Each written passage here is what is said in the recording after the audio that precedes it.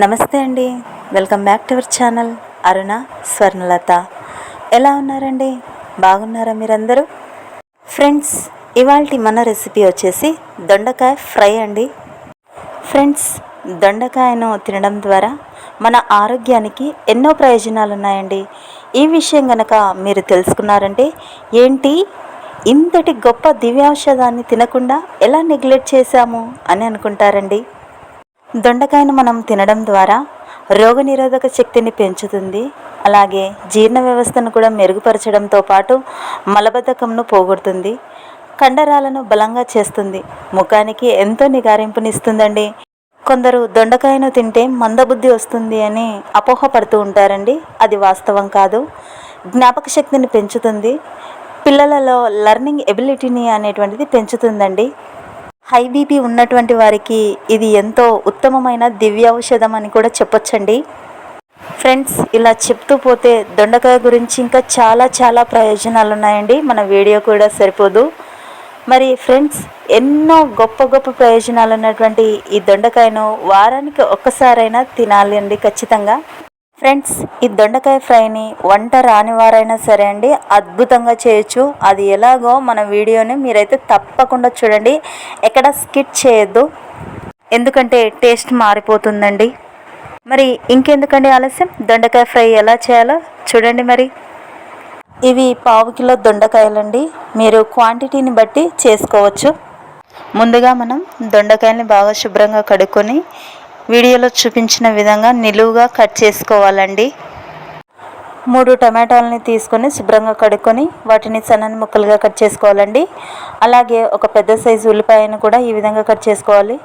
2 పచ్చిమిర్చీలను కూడా చిన్న ముక్కలుగా కట్ చేసుకోవాలి. 2 కరివేపాకు రెమ్మలు, అలాగే కొద్దిగా కొత్తిమీర తురుమును కూడా వేసుకోవాలండి. మనం దొండకాయ ముక్కల్ని ఫ్రై చేసుకోవాలండి. సో ఇందుకోసము మనం ముందుగా గ్యాస్ స్టవ్ పై ఒక బాండీని పెట్టుకొని 2 టేబుల్ స్పూన్ల ఆయిల్ని అయితే తీసుకోవాలండి.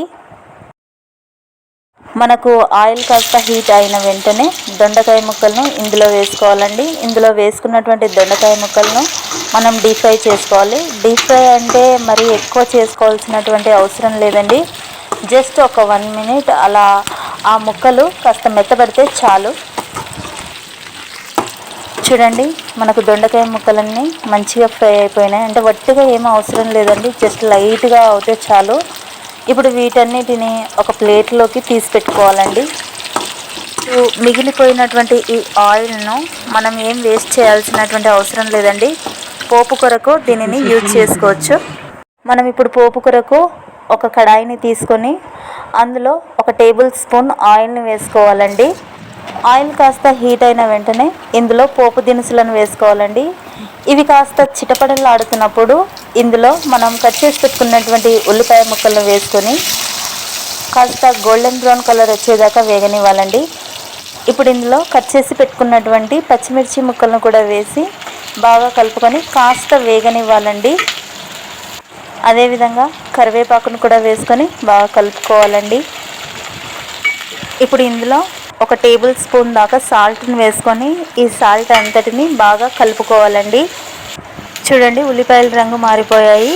ఇప్పుడు మనం ఇందులో అల్లం వెల్లుల్లి పేస్ట్ని కూడా వేసి పచ్చివాసన పోయేదాకా బాగా వేగనివ్వాలండి. ఇందులో మనం 1/2 టేబుల్ స్పూన్ పసుపును వేసుకొని బాగా కలుపుకోవాలండి. ఇప్పుడు మనం కట్ చేసి పెట్టుకున్నటువంటి టమాటా ముక్కల్ని కూడా ఇందులో వేసుకోవాలి. అలాగే తురిమి పెట్టుకున్నటువంటి కొత్తిమీరను కూడా ఇందులో వేసుకొని ఈ మిశ్రమాన్ని అంతటిని ఒకసారి బాగా కలుపుకోవాలండి. ఇప్పుడు 2 టేబుల్ స్పూన్ల దాకా కారంను తీసుకోవాలండి. ఇప్పుడు ఈ మిశ్రమం అంతటిని బాగా కలుపుకోవాలండి. ఇప్పుడు వీటిని ఒక 1 మినిట్ దాకా కుక్ అవనివ్వాలండి. చూడండి, టమాటాలన్నీ మెత్తబడిపోయినాయి.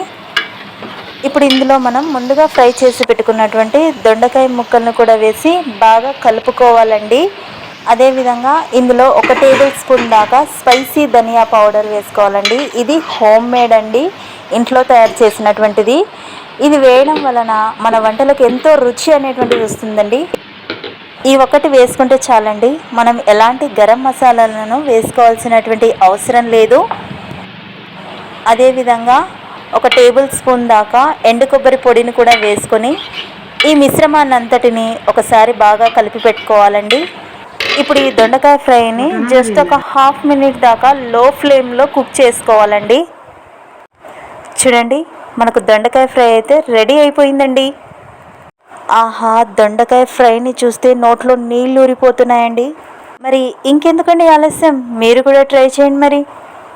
ఫ్రెండ్స్, మరి ఇలాంటి మరెన్నో ఇంట్రెస్టింగ్ వీడియోస్ కోసం మన ఛానల్ని చూస్తూనే ఉండండి. థ్యాంక్స్ ఫర్ వాచింగ్ అండి. వీడియోని లైక్ చేయండి, షేర్ చేయండి, అలాగే మన ఛానల్ని సబ్స్క్రైబ్ చేసుకోవడం మాత్రం మర్చిపోకండి ప్లీజ్.